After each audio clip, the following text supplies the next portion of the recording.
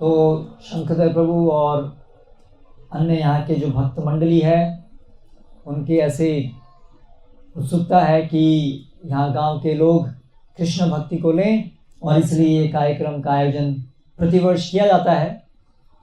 उद्देश्य ये है कि प्रतिवर्ष एक बड़ा कार्यक्रम आयोजित हो जिससे कि भक्तगण फिर नियमित रूप से छोटे स्तर पे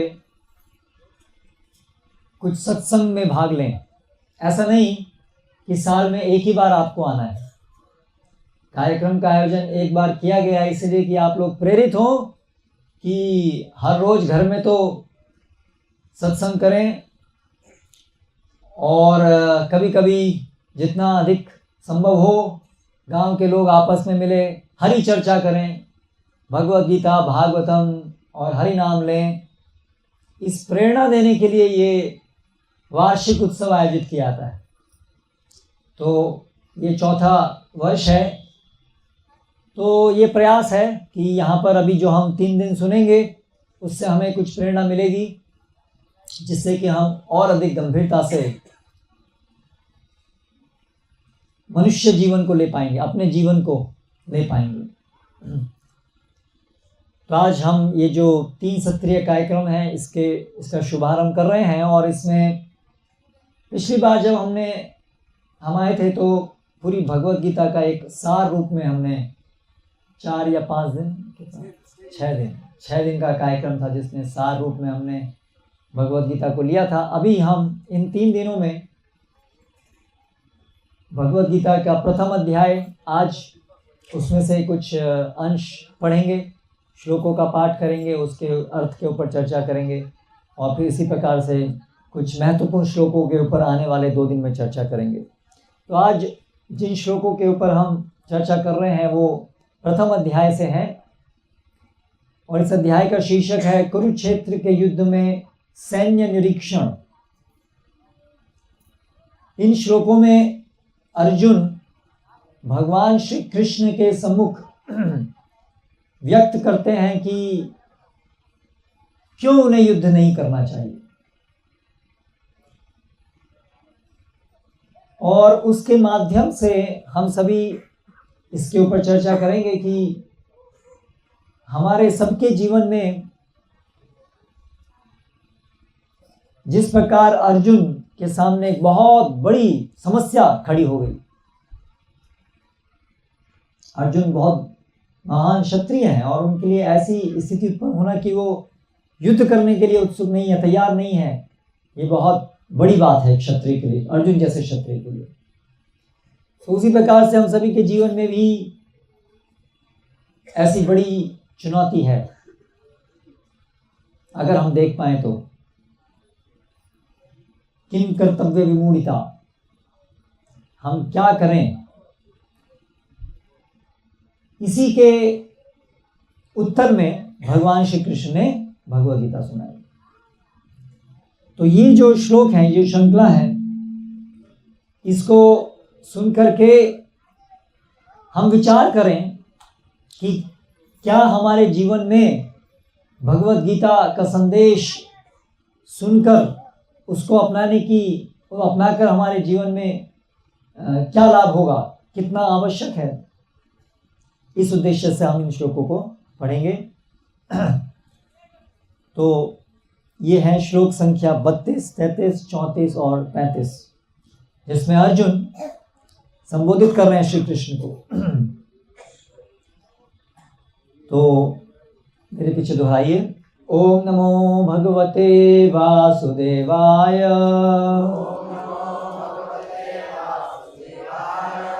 ओम नमो भगवते वासुदेवाय।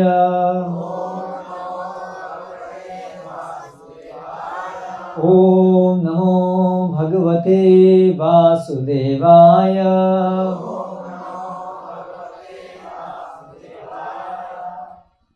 अर्जुन कहते हैं किं नो राज्येन गोविंद किं भोगै जीवितेन वा येषाम् अर्थे कांक्षितं नो राज्यं भोगा सुखानि च तयिमेव स्थिता युद्धे प्राणां त्यक्त्वा धनानि च आचार्याः पितरः पुत्राः तथैव च पितामहाः मातुलाः श्वशुराः पौत्राः श्यालाः सम्बन्धिनस्तथा एतान् न हन्तुमिच्छामि नतोऽपि मधुसूदन अपि त्रैलोक्य राज्यस्य हेतो किं महि कृते निहत्य धातराष्ट्रान् का प्रीति स्यात् जनार्दन।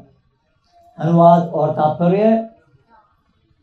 इस्कॉन यानी अंतर्राष्ट्रीय कृष्ण भावनामृत संघ के संस्थापक आचार्य श्री श्रीमद अभय चरणारविंद भक्ति वेदांत स्वामी प्रभुपाद, हे गोविंद, हमें राज्य सुख अथवा इस जीवन से क्या लाभ, क्योंकि जिन सारे लोगों के लिए हम उन्हें चाहते हैं वे ही इस युद्ध भूमि में खड़े हैं।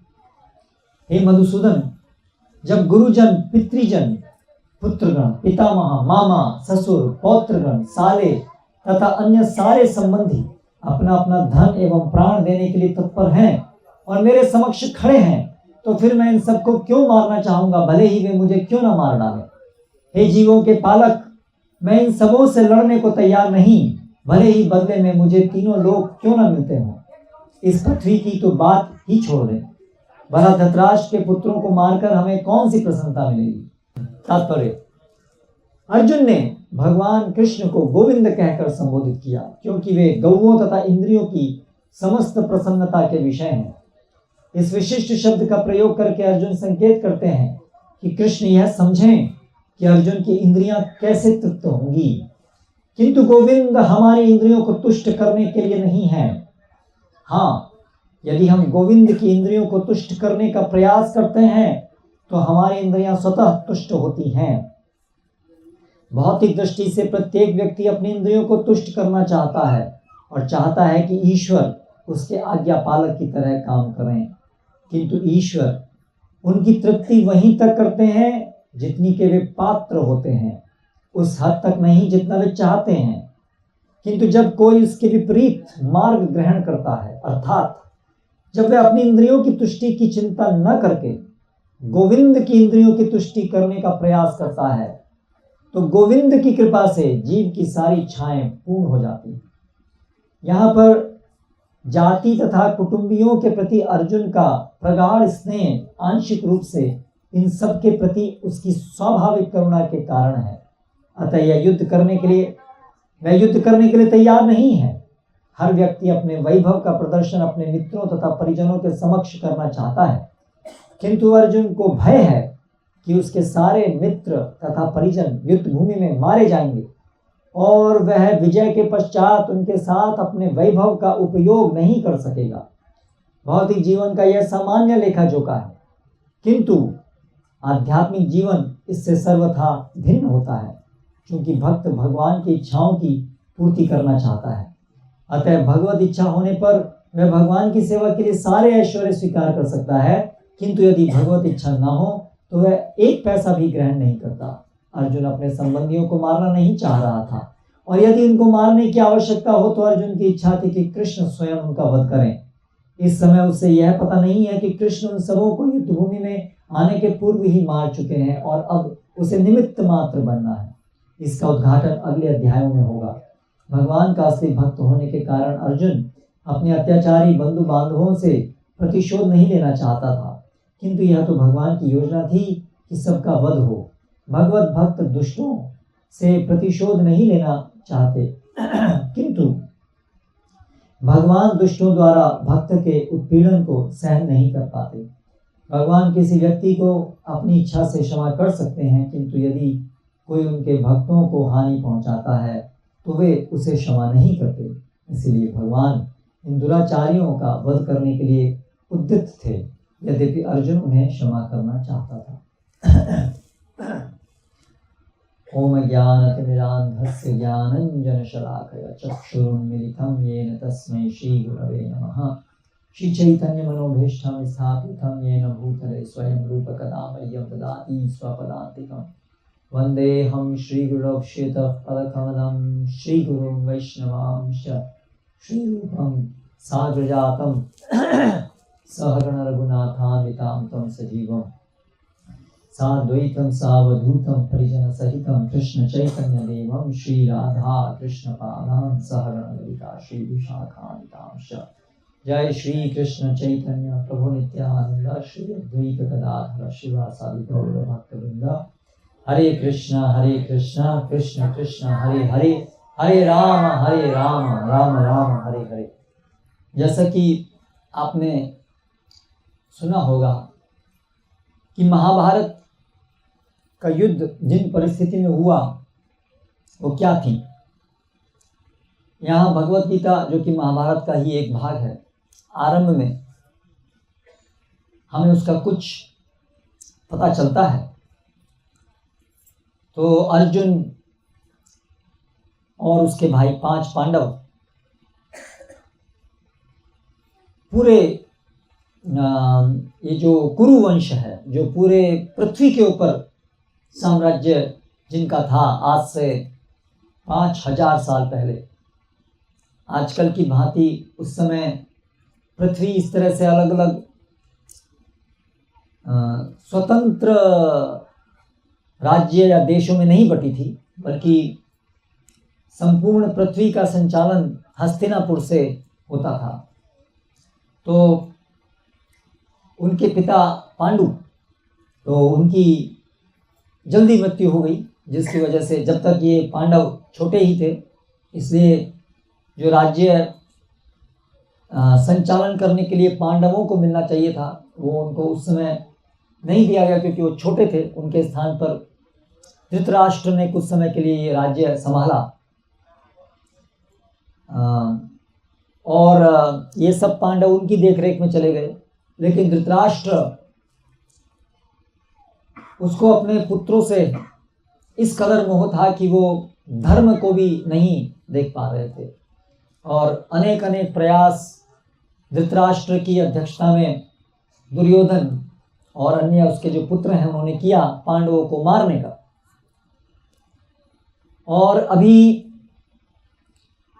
आप सोचिए, हमारे जीवन में कोई हमें मारना चाहे तो कितना हमें उसके प्रति आक्रोश होता है। पांडवों के साथ ऐसा कई बार हुआ था और भीम, विशेष रूप से भीम, तो उसकी वजह से बहुत बहुत क्रोध से पूरे भरे हुए थे। जिस प्रकार से द्रौपदी का चीर हनन करने का प्रयास किया गया, जिस प्रकार से उनको युद्ध क्रीड़ा में छल करके हरा के वनवास भेज दिया गया, वनवास पूरा करने पे आने पर भी उन्हें राज्य नहीं दिया गया। एक के बाद एक उनके साथ अन्याय करते जा रहे थे दुर्योधन धृतराष्ट्र की अध्यक्षता में। और भीम, सभी पांडव, लेकिन विशेष रूप से भीम उसको सहन नहीं कर पाते थे। लेकिन किस तरह से युधिष्ठिर महाराज, जो हमेशा से वो धर्मपुत्र हैं, इसलिए हर चीज में धर्म का विचार विशेष रूप से करते हैं। सभी पांडव धर्मावलंबी थे, लेकिन विशेष रूप से युधिष्ठिर महाराज तो किसी तरह से भीम को रोके हुए हैं। अंततः फिर भगवान कृष्ण भी प्रयास करते हैं कि दुर्योधन समझे और कम से कम 5 गांव दे, लेकिन वो भी दुर्योधन स्वीकार नहीं करता है। और इस तरह अंत में अभी ये स्थिति बन जाती है कि महाभारत का युद्ध के अंदर अभी फैसला होगा।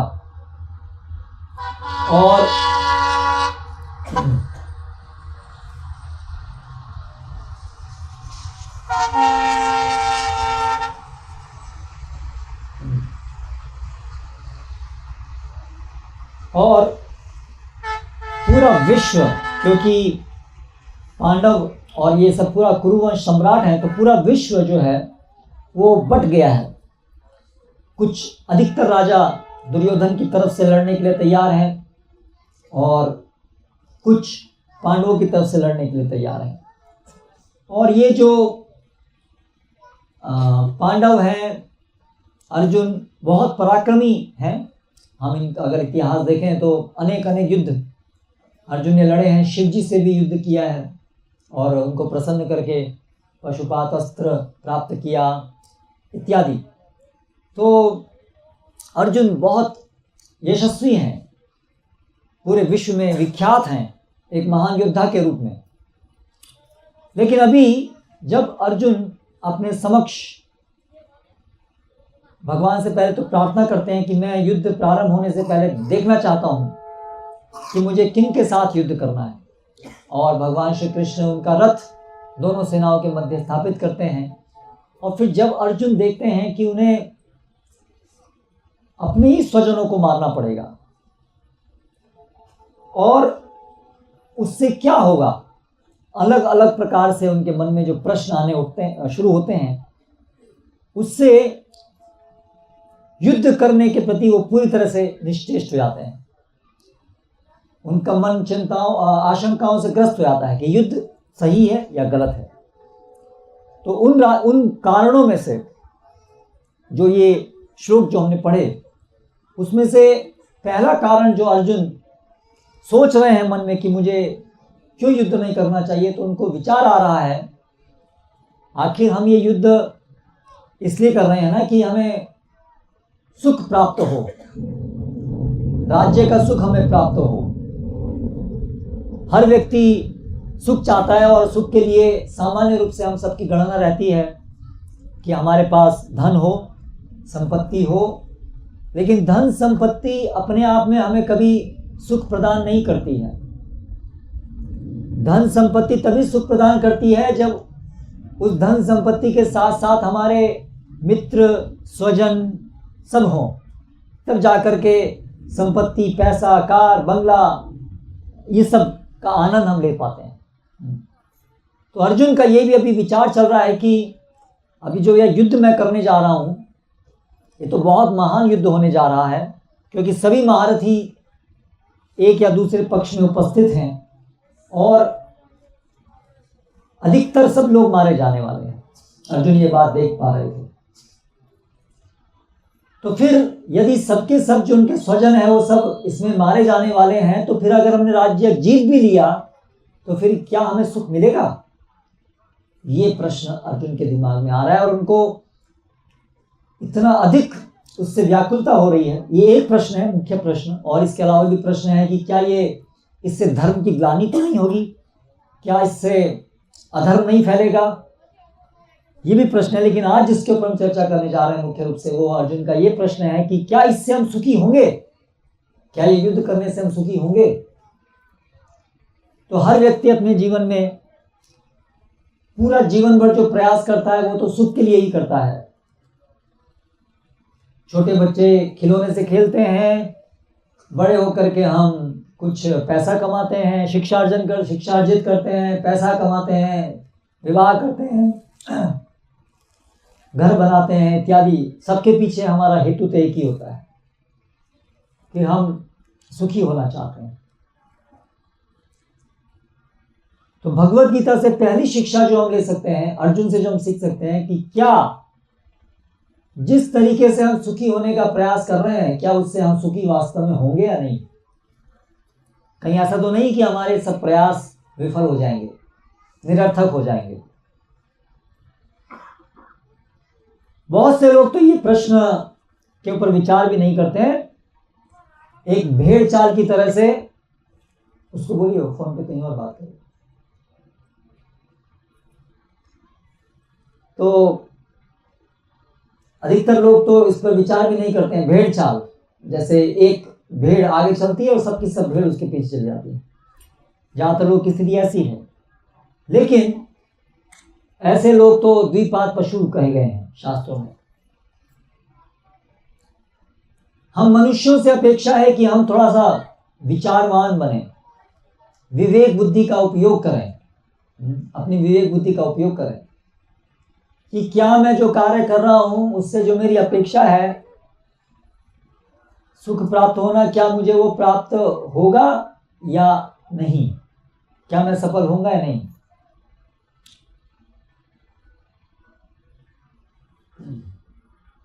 कृपया कक्षा में शांति से बैठे रहें, इधर उधर डिस्टर्बेंस ये वो सब, एक ही घंटा है सुनने के लिए, तो उसमें कम से कम डिस्टर्बेंस क्रिएट नहीं करें। बच्चे हैं कृपया पीछे लेके बैठे, उनको बीच बीच में आगे नहीं आए।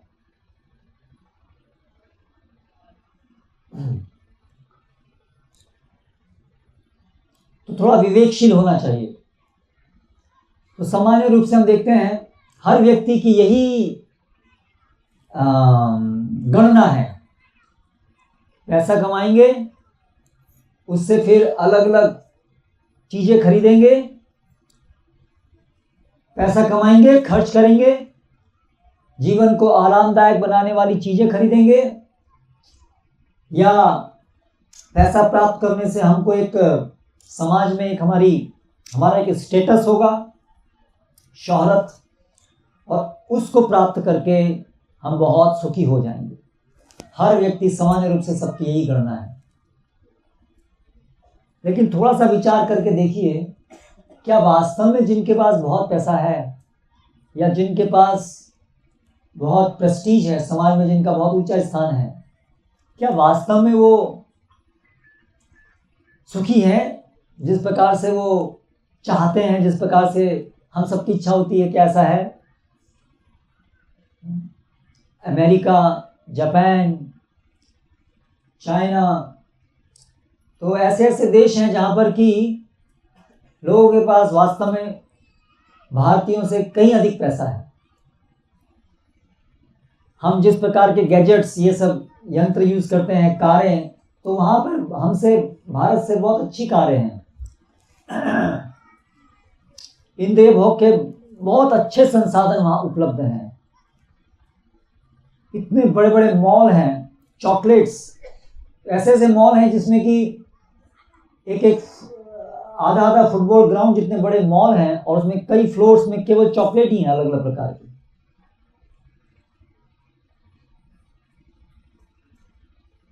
दुबई के अंदर एक स्टेडियम है जिसमें कि स्केटिंग करते हैं बर्फ के ऊपर। और दुबई में तो कोई ठंड नहीं पड़ती है, बहुत गर्म है, लेकिन आर्टिफिशियली उसका पूरा टेम्परेचर कम करके एक बड़ा पूरे स्टेडियम में बर्फ जमाते हैं। ऐसे बहुत सारे सुखी रहने के अनगिनत प्रयास ऐसे विकसित देशों में हैं। लेकिन कितने लोग अमेरिका में सुसाइड करते हैं? अमेरिका की जब पिक्चर दिमाग में आती है तो हम देखते हैं बहुत ऊंची ऊंची इमारतें हैं, 100 मंजिल, 150 मंजिल ऊंची इमारतें हैं। लेकिन क्या आप जानते हैं कि वो ऊंची मंजिल का इस्तेमाल सुसाइड करने के लिए भी किया जाता है? बहुत ऊंचा ऊपर घर है और फिर वहां से पूरा निराश होकर के ऊपर से ही कूद भी लगा लेते हैं। इतना अधिक ड्रग्स बहुत बड़ी समस्या है। परिवार एक साथ नहीं रहते हैं, पति पत्नी साथ में नहीं रह पाते हैं, लड़ाई झगड़ा टूट जाता है, डाइवोर्स, बहुत वायलेंस है। आप सोचते हैं न्यूयॉर्क बहुत बड़ा शहर है, बहुत फेमस है, लंदन, लेकिन वो ऐसे जगह हैं जहां पर कि शाम को, रात को, जैसे भी आप यहाँ पर एकत्र हुए हैं, वहां पर ऐसा प्रोग्राम संभव नहीं है, क्योंकि वहां पर शाम को निकलना खतरे से खाली नहीं है। तो इतना, अगर वहां पर इतना पैसा होने के बाद यदि सुख होता, यदि लोग सुखी होते, तो फिर ऐसे कैसे है कि चोर उचक्के और ऐसे गलत चरित्र वाले लोग वहां पर हैं और खून, वायलेंस, क्राइम, रेप और ये सब करते हैं? तो इसका मतलब संतुष्टि नहीं है। और आप अगर जा रहे हैं ट्रैफिक में, थोड़ा सा भी कार अगर किसी को टच हो गई, कहीं आप बीच में आ गए उसके, तो गुस्से में आकर के आपको मार भी सकता है। छोटी सी लड़ाई झगड़े से मार भी देते हैं। इसका मतलब संतुष्टि नहीं है अंतःकरण में। जहाँ पर अंतःकरण में संतुष्टि होगी, वहाँ अगर कुछ तकलीफ भी होती है किसी से, तो उस पर इतना क्रोध नहीं आता है, क्योंकि हम संतुष्ट हैं। जैसे कि कहावत है ना, अधकल गगरी छलकत जाए। जो घड़े कम पानी होता है तो बहुत आवाज़ करता है, बहुत हमेशा चंचल रहता है। तो उसी प्रकार से जिसके हृदय में शांति है, तो वो विचलित नहीं होता है आसानी से, परिस्थितियों से। लेकिन हम देखते हैं कि लोग जिनके पास बहुत पैसा है, बहुत सुख सुविधा के संसाधन हैं, वो लोग भी क्रोध से पीड़ित रहते हैं। तो ये सब हमको विचार करना चाहिए। हम इसी रास्ते पे चलने का प्रयास कर रहे हैं कि खूब पैसा कमाओ, बड़ी गाड़ी हो, बड़ा बंगला हो, ये सब आधुनिक चीजें हो, लेकिन जिनके पास ये है वो क्या सुखी हैं? क्या दुख है? एक दुख नहीं है, अनगिनत दुख है। चाइना इतना अच्छा प्रगतिशील कंट्री था, लेकिन अभी समस्या हो गई बड़ी, और चाइना के द्वारा पूरे विश्व भर में बहुत बड़ी समस्या है। नोवल कोरोना वायरस, नाम बहुत बढ़िया है, फैंसी नेम है, नोवल कोरोना वायरस, लेकिन सबके अंदर बहुत भय उत्पन्न करने वाला है। जब तक कोरोना वायरस नहीं आया था तब तक सब कई जगह बहुत अच्छा चल रहा था ना सब। चाइना सोच रहा था अभी तो हम सुपर पावर बस बनने ही वाले हैं, अमेरिका को हराने वाले हैं। तो चाइना के लोगों ने कभी नहीं सोचा हो कि इतनी बड़ी विडंबना उनके सामने आने वाली है, एक दिन पहले तक, कुछ दिन पहले तक उसके, है ना। लेकिन हो गई, अचानक आपत्ति आ गई। और ये हिस्ट्री में, इतिहास में पहली बार नहीं हुआ है। इतिहास में ऐसा अनेक बार हुआ है कि जब एक समय पे सब ठीक चल रहा है, अगले क्षण बहुत बड़ी विपदा आ गई। अंतरराष्ट्रीय विपदाएं, महायुद्ध हुए हैं। महायुद्ध के बाद में जैसे ये अभी वायरस फैला है, ऐसे ही प्रथम महायुद्ध के बाद में ऐसे ही एक इन्फ्लुएंजा फैला था, वायरस। महायुद्ध में, पहले प्रथम महायुद्ध में, विश्व युद्ध में जितने लोग नहीं मारे गए थे, उससे ज्यादा लोग उस इन्फ्लुएंजा की वजह से विश्व में मारे गए। और अभी बातचीत चल रही है कि ये कोरोना भी ऐसे ही है, इतना खतरनाक है, बहुत जल्दी फैल रहा है। तो ऐसा हो सकता है, इतिहास में ऐसा हुआ है, महामारियों से लाखों लाखों की संख्या में लोग मरे हैं, पूरे गांव के गांव खाली, शहर के शहर खाली, ऐसे हुए हैं। ये कोई पहली बार नहीं है, तो ये संभव है। तो इसलिए अभी लोगों के मन में बहुत डर है, बहुत डर है। मृत्यु अभी कहीं हमारे तक तो नहीं पहुंच जाएगा कोरोना वायरस। और वैज्ञानिक गण वो भी आश्चर्यचकित हैं, क्या करें। बहुत छोटा सा, दिखता भी नहीं है, इतना छोटा है, हाँ, दिखता नहीं है, लेकिन सबको नचाया हुआ है। तो हम सब यहाँ पर सुखी होने का प्रयास कर रहे हैं, लेकिन हम थोड़ा सा भी आंख खोल के देखें तो प्रकृति के अंदर या इस भौतिक जगत में ऐसे कितने कारण हैं जो हमारे प्रयासों को एक क्षण में विफल कर देते हैं, सुखी रहने के प्रयासों को विफल कर देते हैं। इसीलिए प्रहलाद महाराज भागवतम में एक बहुत सुंदर श्लोक बोलते हैं, बालस्य नेह पितरौ शरणं न सिंहा नातस्य चागदम मुदन्वत मज्जितो न तत्तस्य तत्विधिर य इहांज चेष्टस तावद विभो तनुभृताम तदुपेक्षितानाम।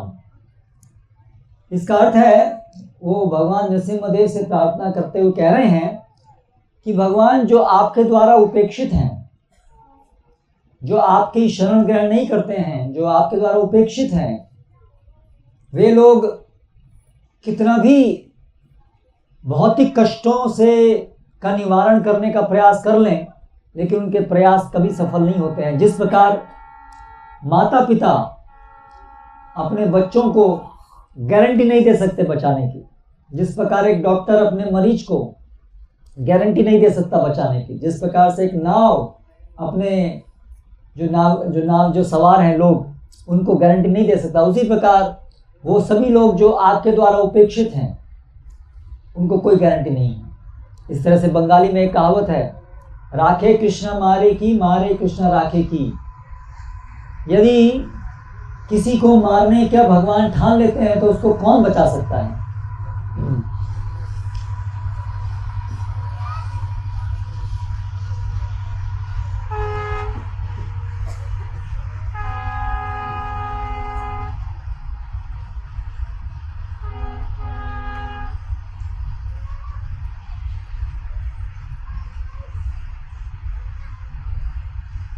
और यदि भगवान किसी को बचाने का विचार करते हैं तो उसको कौन मार सकता है।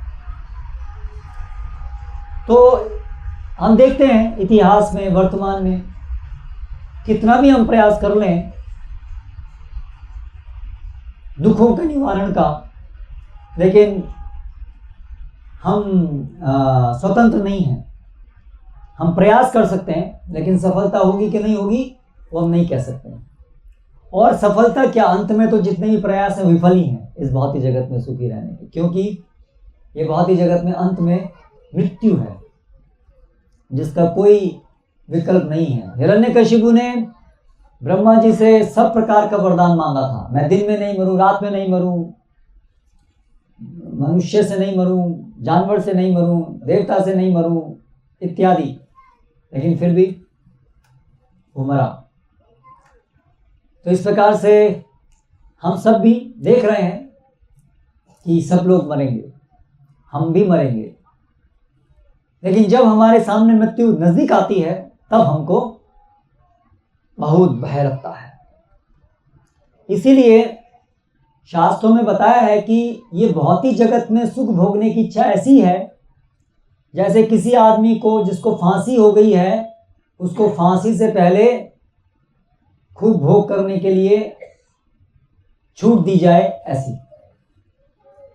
तो पहले जब फांसी दी जाती थी तो फांसी देने से पहले उस व्यक्ति से उसकी अंतिम ख्वाहिश पूछी जाती थी और उसको पूरा करने का प्रयास किया जाता था। लेकिन जिस व्यक्ति को फांसी होने वाली है उसको संसार का कोई भी सुख, कोई भी भोग उसको क्या सुखी बना सकता है? नहीं, क्योंकि उसको इतना अपार दुख सामने दिख रहा है, मृत्यु, तो क्या उसको कोई भी चीज सुखी कर सकती है? तो शास्त्रों में कथन है कि हम सबके इंद्रिय भोग के प्रयास बिल्कुल वैसे ही हैं।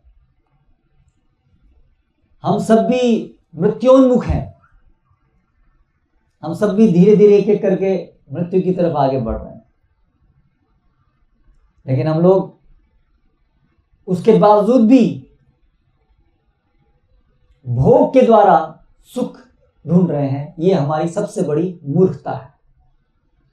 इसीलिए हम हमेशा निराश रहते हैं। हम सबको हृदय के अंदर पता है कि सामने मृत्यु है, हम उसको देखना नहीं चाहते हैं, उसको फेस नहीं करना चाहते हैं। इसीलिए हम अलग अलग प्रकार से मनोरंजन करके इंद्रिय भोग के अलग अलग विषय, कार, टीवी, खाना, होटल्स, ये सब में लग करके उस वास्तविकता को भुलाना चाह रहे हैं, उसको हम देखना नहीं चाह रहे हैं। लेकिन ऐसे न देखने से वो जो परम दुख का कारण है वो खत्म नहीं होगा।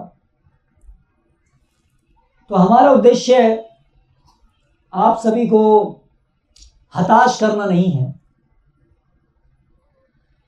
ये मृत्यु के विषय में इतना अधिक विश्लेषण देकर के हमारा उद्देश्य नहीं है कि आप हताश हो, लेकिन हमारा उद्देश्य है कि आप वास्तविक आशा करना सीखें, दुराशा नहीं। क्योंकि भगवत गीता में, शास्त्रों में जो वास्तविकता है कि हम वास्तव में कभी नहीं मरते हैं। कोरोना वायरस हमें नहीं मार सकता है। नैनम छिन्दन्ति शस्त्राणि नैनम दहति पावकः न चैनम क्लेदयन्ति आपो न शोषयति मारुतः। वास्तव में हमें ये कोरोना वायरस या कोई भी कुछ नहीं मार सकता है। केवल ये हमारी अज्ञानता है जिसकी वजह से हम सोच रहे हैं कि ये कोरोना वायरस हमारे लिए परम दुख का कारण है। ये हमारी अज्ञानता की वजह से है।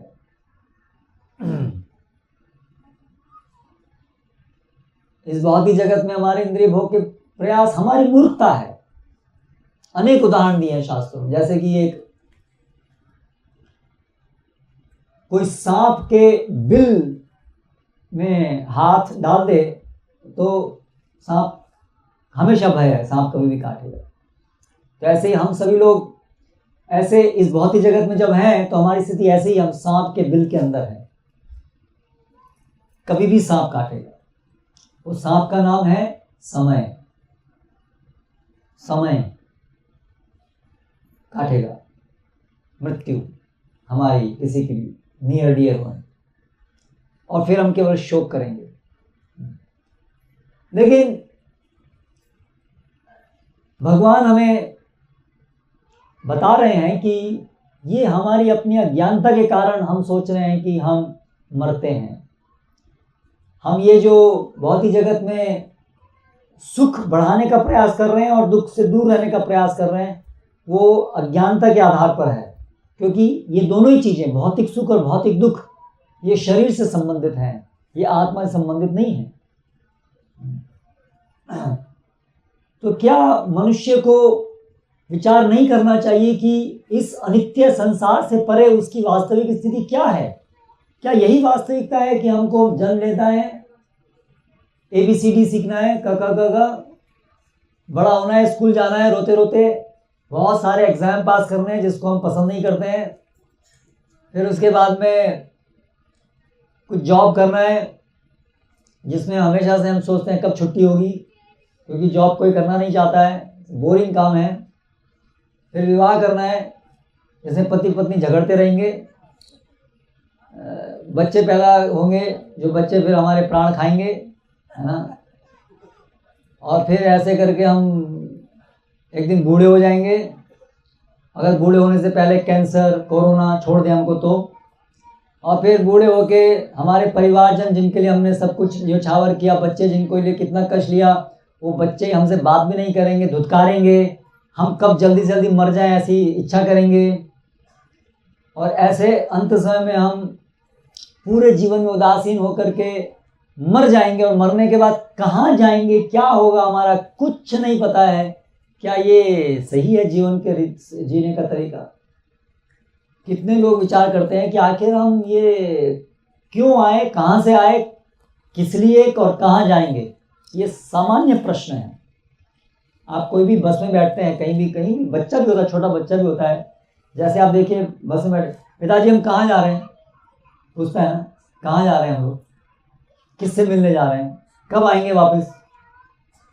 लेकिन हम लोग इतनी बड़ी बस में बैठे हुए हैं, ये भौतिक जगत में, एक जीवन में, ये प्रश्न हम करते हैं, कहाँ जा रहे हैं,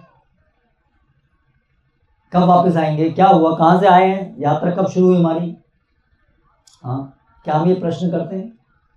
हम इतने बड़े बड़े प्रश्न कर लेते हैं कि चंद्रमा पे क्या है, चंद्रमा पे कैसे जाएंगे, और बहुत सी आधुनिक चीज़ें बनाने के लिए कितने सारे प्रश्न करते हैं ना, कितने सारी जिज्ञासा चाहिए ये सब बनाने के लिए। लेकिन सबसे जो आधारभूत जिज्ञासा है, हम कष्ट क्यों भुगत रहे हैं, क्या हमने गलती की है, हमें क्यों ये जन्म मृत्यु का कष्ट है, क्या गलती की? कोई भी हमको मारता है, कष्ट हमको देता है, तो हम तुरंत पूछते हैं ना, मैंने क्या गलती की है? लेकिन हमको हर क्षण इतना सारे कष्ट हम भुगत रहे हैं, हमने कभी पूछा कि आखिर हमने क्या गलती की है? आप, मैं, हम सभी लोग इस भौतिक जगत में जितने भी हैं, सभी लोग तो एक के बाद एक डंडा खाए जा रहे हैं। 3 प्रकार के डंडे बताए हैं शास्त्रों में, आध्यात्मिक क्लेश, अधिभौतिक क्लेश, अधिदैविक क्लेश। आध्यात्मिक क्लेश अर्थात जो हमारे शरीर और मन से उत्पन्न होने वाले क्लेश हैं, अलग अलग बीमारियां जो हमारे शरीर और मन के कारण होती हैं। फिर अधिभौतिक क्लेश जो दूसरे जीवों के द्वारा मिलने वाले कष्ट हैं। वर्तमान समय में कोरोना वायरस उसका एक उदाहरण है, दूसरा जीव है, अत्यंत कष्ट का कारण बन रहा है वर्तमान समय में। और उसी प्रकार से अधिदैविक है, एक प्रकार से अधिदैविक क्लेश भी है ये महामारी। थोड़े समय पहले एक बहुत बड़ा सुनामी का प्रश्न था। कहीं ना कहीं आप संसार में देखिए, हर जगह कोरोना वायरस से और बहुत बड़ी बड़ी चीज चली रही हैं, लेकिन एक ही समय पर पूरे संसार में होने की वजह से वो बहुत बड़ा इशू बन गया है। लेकिन बात तो ये है, हर व्यक्ति, हर हमारे सब घरों में, आसपास में, सब जगह लोग हर दिन मर रहे हैं। इसलिए जब महाभारत में वो यक्ष ने प्रश्न पूछा था ना पांडवों से, युधिष्ठिर महाराज से, कि सबसे आश्चर्यजनक चीज क्या है, तो युधिष्ठिर महाराज ने सही प्रश्न दिया था, आहनि आहनि गच्छन्ति यमालय, कि लोग जो हैं हर दिन हम देखते हैं कि जा रहे हैं यम के घर, मर रहे हैं। शेष स्थावर इच्छन्ति, लेकिन जो भी मरे नहीं है वो सोचते हैं हम नहीं यम के घर जाएंगे, हम बचे रहेंगे। तो इस प्रकार ये बहुत आश्चर्य की चीज है कि हर समय हम देख रहे हैं कि एक के बाद एक किसी न किसी तरह से ताप त्रय, 3 ताप के द्वारा लोग कष्ट में हैं, बहुत बहुत कष्ट भुगतते हैं, मरते हैं। तो क्यों वो हमें कष्ट भुगतने पड़ रहे हैं? हमने ऐसी क्या गलती की है? ये प्रश्न हम क्यों नहीं करते हैं? और ये सभी कष्टों का मूल निवारण क्या है? आज मान लीजिए हमने कोरोना का वैक्सीनेशन ढूंढ लिया, थोड़ी समय में कोरोना तो डाउन हो ही जाएगा, उसमें कोई संदेह नहीं है, क्योंकि अभी प्रलय का समय तो नहीं आया है। तो बहुत सारी ऐसी चीज़ें आई हैं पहले, कुछ समय रहती हैं, फिर समय रहने के बाद कम हो जाती हैं, और डॉक्टर्स लोग उसका क्रेडिट ले लेते हैं, चाहे भले ही वो उनकी वजह से कम नहीं हो, वो दोबारा से फिर आती है। तो बहुत सारे कारण हैं। तो ऐसे ये भी एक दिन आएगा, चला जाएगा। लेकिन अभी समय है ये सोचने का कि आज एक कोरोना वायरस गया, कल कुछ और आएगा। वायरस नहीं है तो एक्सीडेंट होगा, कुछ और होगा, मृत्यु तो होगी। तो फिर क्यों हम जागते नहीं हैं कि ये मृत्यु नहीं हो, उसको कैसे रोकना है, ये मृत्यु के चक्र से कैसे निकलना है, इसके बारे में क्यों हम सोए हुए हैं? इतना हम उत्सुक हैं अपनी भौतिक स्थिति को सुधारने के लिए, पैसा कमाने के लिए इतने उत्सुक हैं, वो इतना प्रयास करते हैं, सही समय पहुंचना जॉब के ऊपर, बहुत मेहनत से काम करना, इतने अच्छे से हम काम करते हैं सब भौतिक सुख के लिए, जो सब क्षणिक है। और जो नित्य सुख है उसके लिए ना प्रयास करते हैं, ना जानने की कोशिश करते हैं। सबसे बड़े दुख के निवारण के लिए हम कोई प्रयास नहीं करते हैं। ये क्या पागलपन नहीं है? ऐसा हमको विचार करना चाहिए, है ना?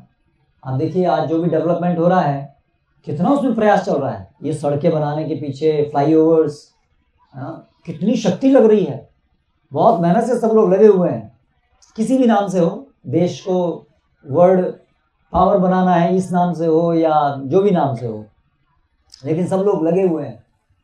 लेकिन हमें एक क्षण का अपना पता नहीं है, और जो भी क्षण यहाँ जिएंगे वो हमेशा से ऐसे ही किसी ना किसी चीज को लेकर के भय शोक में ही जिएंगे, ये निश्चित है। इतिहास देख लीजिए, वर्तमान देख लीजिए, है ना?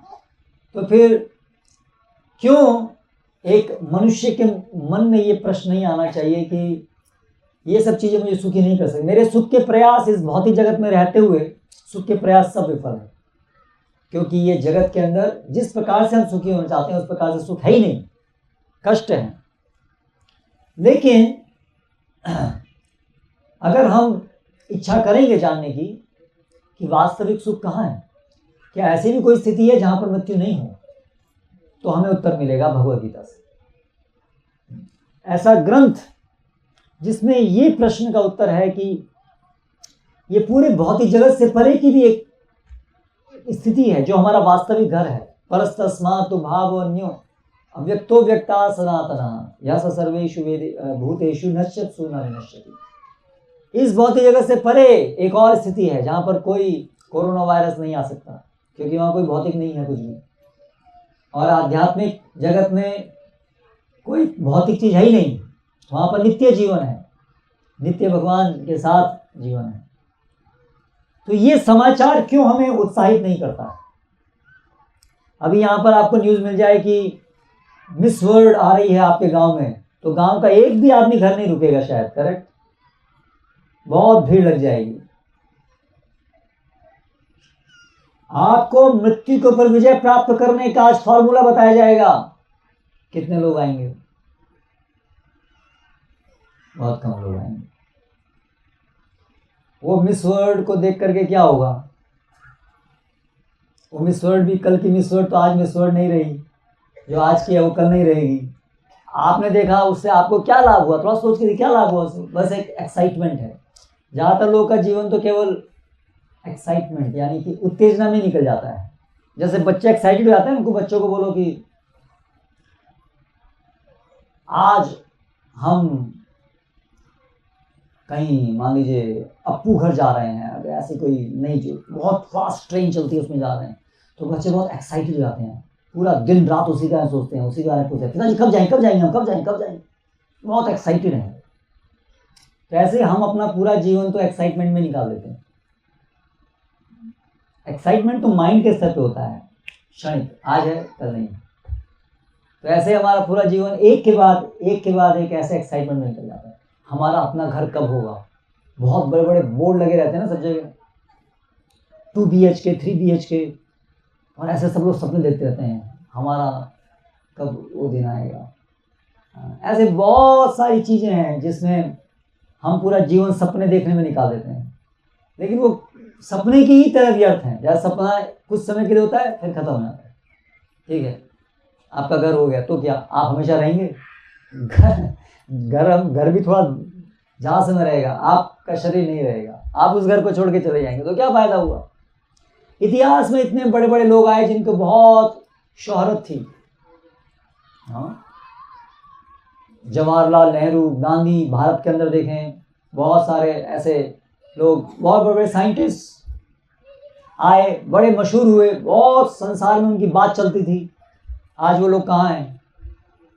शास्त्र में बताया है कि जो बड़े बड़े राजा हैं उनका अंत क्या होगा।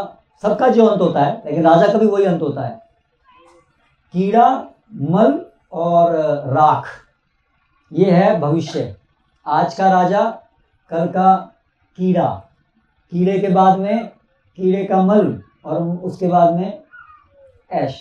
यही हमारा भविष्य है। क्योंकि जब राजा मरेगा, जैसे हर व्यक्ति मरता है, तो या तो उसको जला दिया जाएगा, करेक्ट, जल के क्या बन जाएगा? राख बन जाएगा।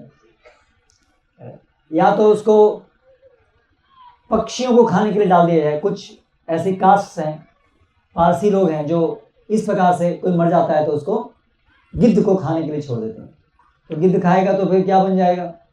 मल बन जाएगा। ठीक है, और अन्यथा ऐसे पड़ा रहेगा तो उसके शरीर को सब कीड़े खा लेंगे, तो उसमें परिवर्तित हो जाएगा।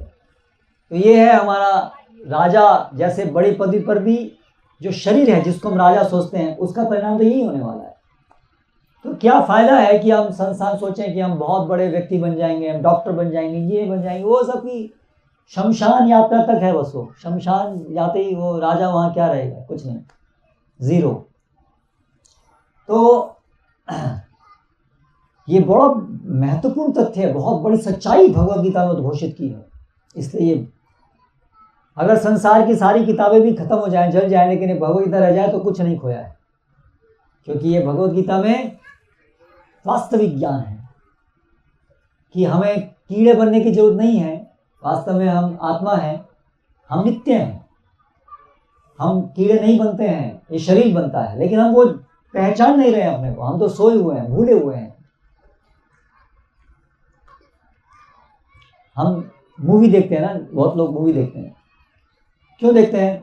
क्योंकि मूवी में हम देखते हैं कि हीरो हीरोइन बहुत अच्छा जीवन, बहुत ऐश कर रहे हैं, बहुत मज़े में हैं, गाना गा रहे हैं, डांस कर रहे हैं।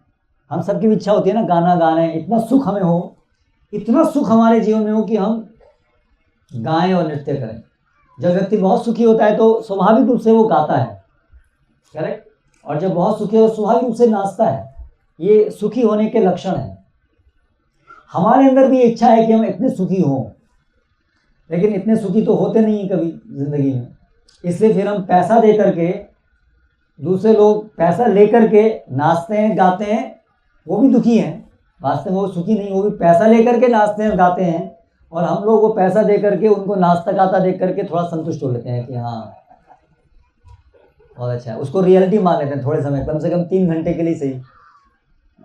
तो अभिनिवेश इसको बोलते हैं। हम अपने को उसके अंदर डाल देते हैं कि मैं वो हीरो हूँ या हीरोइन हूँ, और मैं ऐसे बहुत अभी नाच रहा हूँ, गा रहा हूँ, बहुत जीवन बहुत सुखी है। इसलिए हम लोग मूवी देखते हैं, क्योंकि वास्तव में तो हम बहुत दुखी हैं।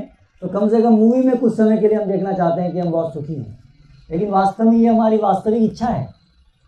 तो मूवी में ही ये कृत्रिम रूप से आपको दूसरे को सुखी देख करके खुद मैं सुखी हूँ ऐसा सोचने की जरूरत नहीं है।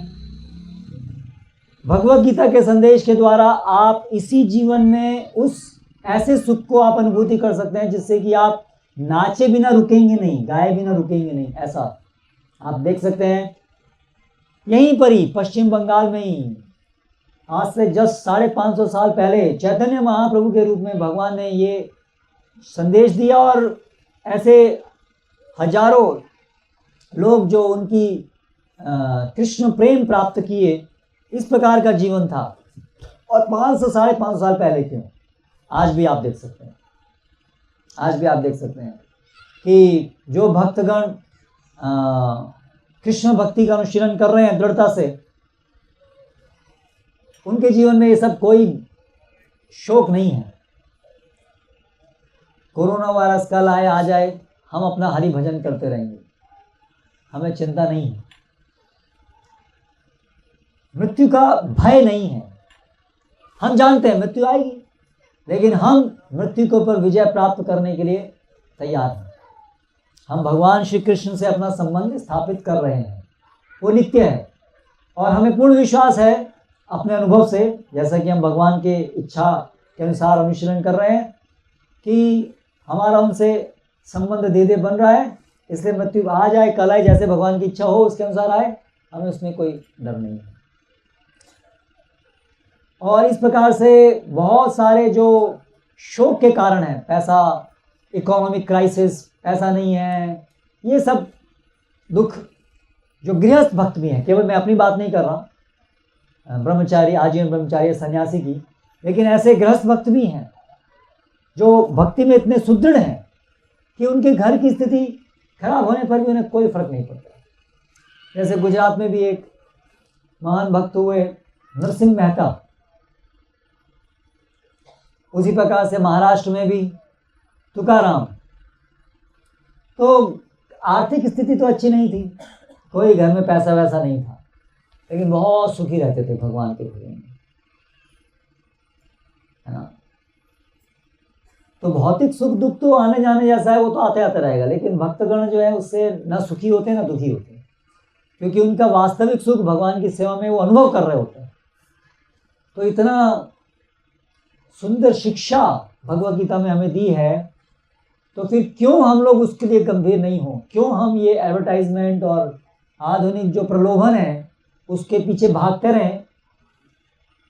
इस रिस्क पर कितना दुर्लभ जो हमको ये मनुष्य जीवन में अवसर मिला है कि हम भगवान के साथ, जो हमारे वास्तव में हमारे संबंधी हैं, हमारे परम हितैषी हैं, बहुत पूर्ण पुरुषोत्तम हैं, सबसे महानतम व्यक्ति हैं, सबसे सुंदर, सभी गुणों में सर्वश्रेष्ठ गुणों को धारण करने वाले हैं, ऐसे महानतम भगवान के साथ संबंध स्थापित करने में क्यों शिथिलता बरते हैं, क्यों हमारा जीवन समाप्त हो जाए भगवान के साथ संबंध स्थापित नहीं किए बिना।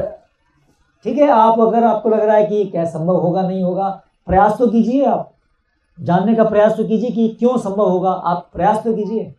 लेकिन दूसरी तरफ जो हम प्रयास कर रहे हैं भौतिक जगत में सुखी रहने का, वो तो निश्चित है उसमें कोई आज तक सफल नहीं हुआ है।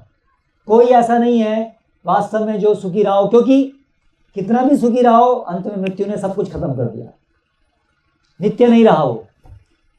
तो इसीलिए दूसरी तरफ तो कोई आशा है ही नहीं।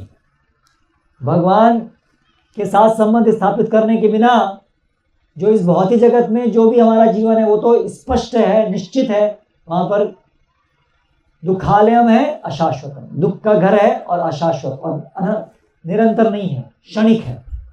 तो वहां तो कोई आशा नहीं है वास्तविक सुख की। तो फिर क्यों ना गंभीरता से प्रयास तो किया जाए भगवद गीता को जानने का। इतने महान हमारे आचार्यगण हैं जिन्होंने खुद अपने जीवन में इसको अनुभव किया है। ये भगवद गीता कितना प्राचीन ग्रंथ है, ये कोई आजकल की या हमारे द्वारा बनाया हुआ ग्रंथ नहीं है, हमारे द्वारा दी गई शिक्षा नहीं है। ये कृष्ण राम, ये हमारे अनंत समय से हम इनके बारे में सुनते आए हैं। ये कोई काल्पनिक व्यक्ति नहीं है, तो उनकी शिक्षाएं कैसे काल्पनिक होंगी, इतने सारे उदाहरण कैसे गलत होंगे। तो फिर भी क्यों हम माया की गोद में सोए हुए हैं। जीवन ऐसे बीतता जा रहा है, सुबह उठते हैं, उठते ही उदासी छा जाती है, एक और दिन, फिर वही रूटीन काम, फिर वही दांत मांजो, फिर वही नहाना, बेड टी पी के भी लोग परेशान हो जाते हैं। हम देखते हैं ट्रेन के अंदर लोग चाय, अरे भाई अच्छी चाय, हाँ ये चाय भी ऐसी, वो चाय भी ऐसी, सब परेशान रहते हैं, चाय को लेकर परेशान रहते हैं, कौन सी बेस्ट टी कौन सी मिलेगी। बेस्ट टी मिल भी गई तो कितना देर तक उसका स्वाद रहेगा, आपके जित तक आपकी जीवा के ऊपर है तब तक रहेगा, फिर खत्म हो गया, फिर से आप उसके लिए पीड़ित हैं। और अभी जब चाय नहीं मिली तो बहुत परेशान हो जाते हैं, आज तो पूरे दिन चाय नहीं मिली, अच्छी चाय नहीं मिली। आसाम चाय का जगह है ना, आसाम चाय फेमस, लेकिन चाय पी करके कोई सुखी नहीं हो सकता। पैसा जरूर खत्म हो जाएगा आपका, और वास्तविक सुख तो नहीं मिलेगा। हाँ, तो ये हमारा उद्देश्य है, आपको सब ये बात करने का। हमारा नहीं, ये भगवान कृष्ण का उद्देश्य है, हम उनके सेवक हैं, इसलिए ये बात दोहरा रहे हैं। भगवान हमारे लिए ये भगवद गीता सुनाते हैं, तो क्यों नहीं हम प्रतिज्ञा लेते हैं कि हम अपने जीवन में भगवद गीता पढ़ेंगे और नियमित रूप से पढ़ेंगे और भगवद गीता के अनुसार अपना जीवन जिएंगे। विचार तो कीजिए कि कितना जरूरी है, इसके बिना हमारा जीवन में है ही क्या, सब निरर्थक है, कोई आशा नहीं है। यहाँ आशा है तो ट्राई तो कीजिए, क्यों हम सोए हुए हैं। तो इसलिए जो आयोजन है, ये 3 दिन का प्रोग्राम है, ये इसलिए है कि यहाँ से प्रेरणा पा करके आप लोग ये भगवद गीता को नियमित रूप से पढ़ना शुरू करें, उसकी शिक्षाओं को अपने जीवन में पालन करना शुरू करें। भगवद गीता में भगवान बताते हैं कैसे मेरी सेवा प्रारंभ करो, मेरे साथ अपना संबंध स्थापित करना शुरू करो। सततम कीर्तयन्तो माम यतन्तश्च दृढ़ताः नमस्यन्तश्च माम भक्त नित्ययुक्त उपासते। कैसे मेरी भक्ति होती है, मेरे नाम का श्रवण करो, कीर्तन करो, है ना, मुझे कुछ अर्पित करो। यत् करो यदश्नासि यज्जुहोषि ददासि यत् तपस्यसि कौन्तेय तत्कुरुष्व मदर्पणम्। जो भी आपके पास है उससे मेरी सेवा करो। और भगवान बहुत सरल रूप में हमें सब सेवा करने का उपाय बताते हैं। हर व्यक्ति भगवान की सेवा कर सकता है, गरीब से गरीब, अमीर से अमीर, पढ़ा लिखा, अनपढ़, स्त्री, पुरुष, हर व्यक्ति आराम से भगवान की सेवा कर सकता है। पत्रम पुष्पम फलम तोयम यो मे भक्त्या प्रयच्छति। भगवान कहते हैं जो प्रेम से, भक्ति से मुझे एक पानी, कुछ फल देता है, मैं भी उसको स्वीकार करता हूँ। तो इस तरह से भगवान की सेवा करना बड़ा सरल है ना। सब कुछ बहुत सरल है, भगवान के विषय में जानना, भगवान की सेवा करना, भगवान के संबंध स्थापित करना, कोई परेशानी नहीं है, कोई दिक्कत नहीं है। दिक्कत केवल ये है कि हम उदासीन हैं, हमें कोई उत्साह नहीं है भगवान को समझने में। क्यों? क्योंकि हमें अभी भी दुराशा है, इस भौतिक जगत में सुख है, ये हमारी प्रॉब्लम है। हमको ये बहुत बड़ी दुराशा है, ऐसी आशा जो कभी पूरी नहीं हो सकती, वो हमें है। जब तक ये आशा हमारी रहेगी इस भौतिक जगत में कैसे न कैसे तो मैं सुखी हो जाऊंगा, पूर्ण सुखी हो जाऊंगा, पूर्ण संतुष्ट। जब तक हमें 1% भी ऐसी गलत आशा है, तब तक हम भगवद गीता गंभीरता से नहीं लेंगे। तो वो व्यक्ति सौभाग्यशाली है जिसको कम से कम इतना तो अभी साक्षात्कार हो रहा है कि ये जगत में सुख नहीं है। ये जगत मतलब क्या? भोग करने के प्रयास में सुख नहीं। एक भक्त के लिए तो ये जगत में भी सुख ही सुख है। जो पूर्ण रूप से भगवान को समर्पित है वो तो यही जगत में, वैकुंठ नहीं है, वो इस जगत में है ही नहीं। क्योंकि जहाँ भगवान की सेवा होती है वो जगत नहीं रहता, वो वैकुंठ बन जाता है, गुण बदल जाते हैं उसके। लेकिन अन्य सभी लोग तो केवल दुखालयम अशाश्वतम का अनुभव कर रहे हैं। तो यही प्रयास है कि ये जो सत्संग है, सत्संग का अर्थ है साधु संग। साधु संग का परिणाम ये होना चाहिए कि हमारे अंदर एक उत्साह आए भगवान को शरणागत होने का, भगवान के प्रति जाने का। तो हमारी आपसे हाथ जोड़ करके विनती है कि गंभीरता से अपने जीवन को लीजिए, अपने जीवन को व्यर्थ मत गंवाइए। ये विशेष रूप से जो आधुनिक जीवन के प्रलोभन हैं, इससे बचिए, बुद्धिमान बनिए, कहने मत आइए। सब तरफ अलग अलग प्रकार के झूठे प्रलोभन हैं अपनी जेब गर्म करने के लिए आपको। उनका उद्देश्य केवल आपके पैसे हड़पना है। वो भी सोचते हैं कि हम पैसे से सुखी हो जाएंगे, वो भी दुखी हैं। और जो प्रोडक्ट्स हमको देते हैं उपभोग करने के लिए, उसको भोग करके भी हम कभी सुखी नहीं हो सकते। इस तरह से पूरा प्रयास है हमको उपभोक्तावादी बनाने का, कंज्यूमर्स बनाने का, लोभ जनित करने का। लोभ, इतना लोभ कितना मिल जाए हम संतुष्ट नहीं होते। और चाहिए, और चाहिए, और चाहिए। तो ये जिसके अंदर लोभ है वो तो कभी संतुष्ट नहीं होगा, अग्नि की तरह उसका हृदय हमेशा जलता रहेगा। उसके पास कितना भी होगा उसे हमेशा ये दिखेगा मेरे पास कितना नहीं है, और उसको सोच सोच करके वो हमेशा असंतुष्ट रहेगा। जिसके पास संतुष्टि नहीं है उसको पूरा जगत भी मिल जाए तो उसको लगेगा नहीं अभी भी पर्याप्त नहीं है। तो ये आधुनिक सभ्यता विशेष रूप से ये लोभ को जनित करने वाली सभ्यता है। ये हमें भगवान से दूर ले जाने वाली सभ्यता है। हमारे स्कूल कॉलेज और ये सब जगह जो प्रचार है वो हमें भगवान से दूर ले जाने के लिए है। कहीं आपको प्रेरणा मिलती है भगवान को समझने के प्रति? टीवी इतने सारे चैनल्स हैं, इतने सारे प्रोग्राम्स हैं, क्या वास्तव में कहीं इतने सारे हमारे नेता हैं, इतने सारे हमारे शिक्षक हैं, हमारे रिलेटिव्स हैं, क्या कहीं से आपको ये प्रेरणा मिलती है कि भगवान की शरण में जाओ? क्या कहीं आपको जानने को मिलता है कि ये वास्तव में ये संसार तो अनित्य है और इससे दुखालयम है? क्या ये स्ट्राइक कराता है कोई आपको ये बात ध्यान में लाता है? नहीं लाते हैं। हमारा सबका आप यहाँ बैठे हैं, कोई 20 साल का है, कोई 30 साल का है, कोई 40 साल का है, 50 साल का है। कितनी बार कितने लोगों से आपने ये बात सुनी है जो भगवान जिसको कहने के लिए आए हैं, जो हमारा सबसे परम हितैषी है, वो हमारे को बात, कितने लोग ऐसा ये बोल रहे हैं? तो क्यों नहीं बोल रहे हैं वो लोग? उनको खुद पता नहीं है, वो खुद माया में है, वो खुद अज्ञानता में है। तो फिर क्यों नहीं हमें जो वास्तव में ज्ञानवान है, जो भगवान के भक्त हैं, उनसे हम क्यों नहीं सुने? उनको अपना मित्र क्यों ना बनाएं? उनके मार्गदर्शन में क्यों ना चलें?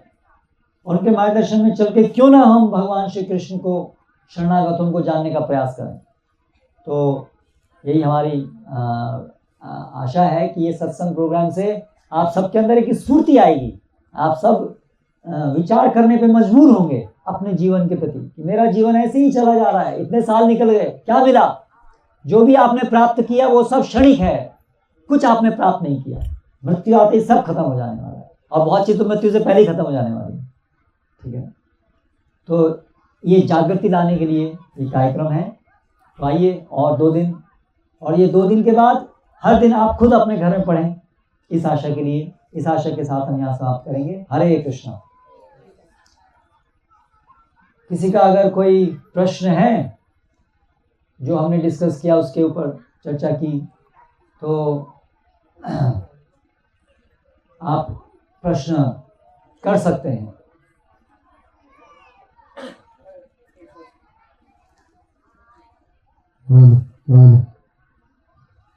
हरे कृष्णा। आप प्रश्न पूछेंगे?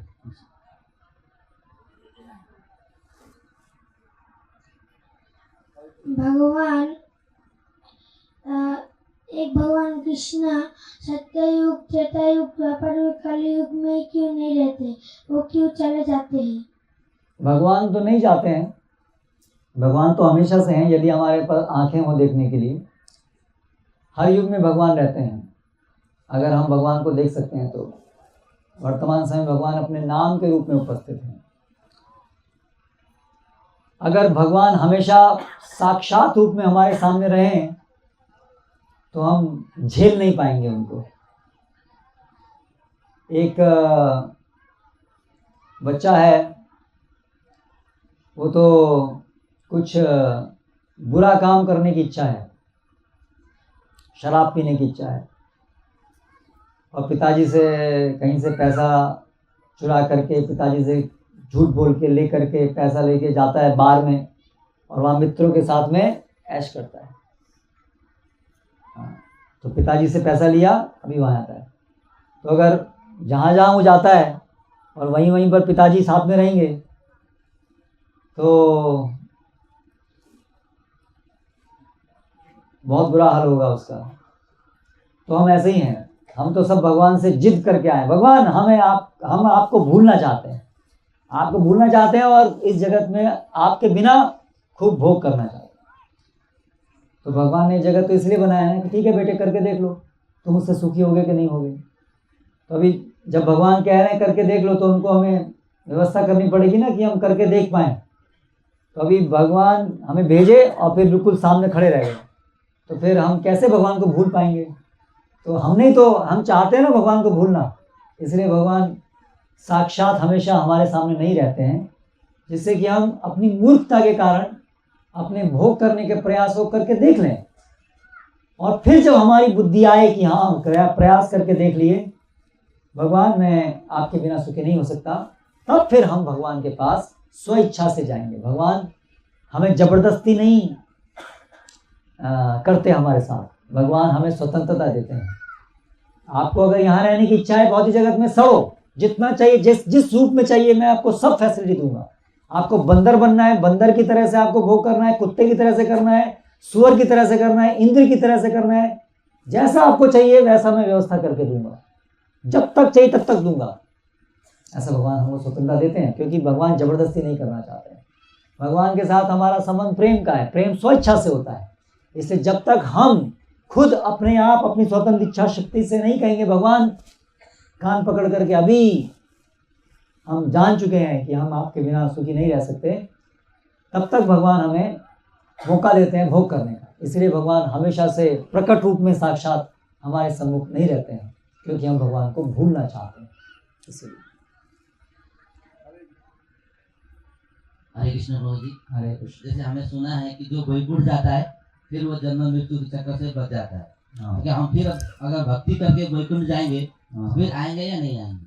क्योंकि जब हम भगवान के धाम से फिर आए हैं यहाँ पे, अगर हम भगवान को दोबारा भूल जाएंगे, ऐसी अगर हमारे अंदर आशंका है कि हम दोबारा से भगवान को, हमारी इच्छा तो नहीं जाएगी हम दोबारा भगवान को भूल जाएंगे, तो लौटने की बात तो दूर है, हम भगवान के धाम जा ही नहीं पाएंगे।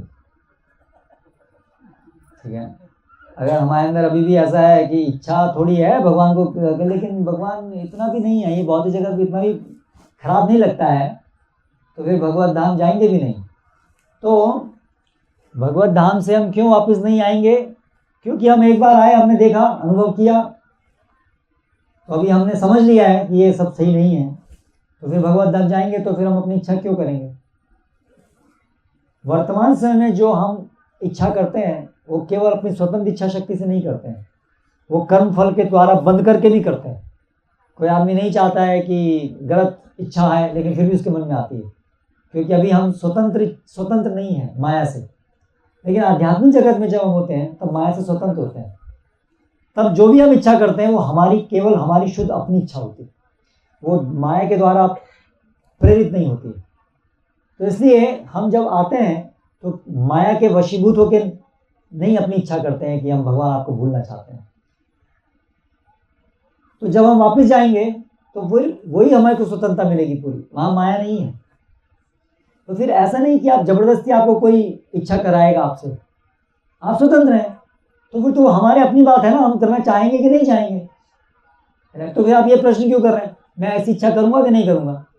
ये तो आप सोचिए आप इच्छा करेंगे नहीं करेंगे, इसमें दूसरा क्या बताएगा? इच्छा तो आपका काम है करना शुद्ध रूप में। अभी हम स्वतंत्र नहीं है इच्छा करने के लिए भी पूर्ण रूप से, है ना। कोई व्यक्ति को पता है कैंसर हो गया है, लंग कैंसर, फिर भी सिगरेट पीने की इच्छा आती है। लेकिन आध्यात्मिक जगत में ऐसा नहीं होता। आध्यात्मिक जगत में माया नहीं है हमको प्रेरित करने के लिए, वहाँ हम शुद्ध अवस्था में, इसलिए वहाँ केवल अगर हमें इच्छा नहीं करनी तो इच्छा नहीं करेंगे, दैट्स इट। और कोई हमें विवश नहीं करेगा इच्छा करने के लिए।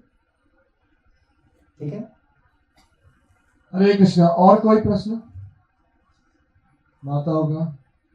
ठीक है, तो अभी हम लोग यहाँ पर और प्रभु जी का प्रश्न। हरे कृष्णा। अरे ये तो उत्तर हुआ। तो हम देख रहे हैं आज ये विश्व भर में जो प्रभु जी बताए कोरोना वायरस, जो हम देख रहे हैं आज पूरा हमारा जो खाली पड़ा है, भंडार इसका खाली। एकमात्र कारण है कोरोना वायरस। एकमात्र नहीं है, बहुत सारे कारण हैं। तो इसका समाधान क्या है? किसका? ये कोरोना वायरस है विश्व भर में हो रहा है, तो इसका वास्तविक रूप से समाधान? कोरोना वायरस का समाधान हो या नहीं हो, क्योंकि इस जगत में मृत्यु, जब तक हम इस भौतिक जगत में हैं वो मृत्यु तो या कष्ट तो आएंगे ही। तो हमारे पास समाधान है, कष्टों के होने पर भी आप कैसे व्यथित नहीं होंगे, उसका समाधान है हमारे पास। कोरोना वायरस नहीं आएगा या मृत्यु नहीं आएगी, बुढ़ापा नहीं आएगी, वो हम नहीं कह रहे हैं, वो तो जब शरीर मिला है तो आएगा ही, लेकिन उसके आने पर भी आप व्यथित नहीं होंगे। वो फार्मूला हमारे पास है। हमारे पास मतलब भगवद गीता में है कि अगर आपका चित्त कृष्ण में लगा हुआ है, यदि आपका संबंध कृष्ण से जुड़ जाएगा, तो कोरोना वायरस आए, मृत्यु आए, कुछ भी आए आप परेशान नहीं होंगे, आप हमेशा भगवान की सेवा में नित्य रूप से आनंद रहेंगे। तो वही तुमको चाहिए, दैट्स इट। वो फार्मूला हमारे वो है भगवद गीता। हरे कृष्ण।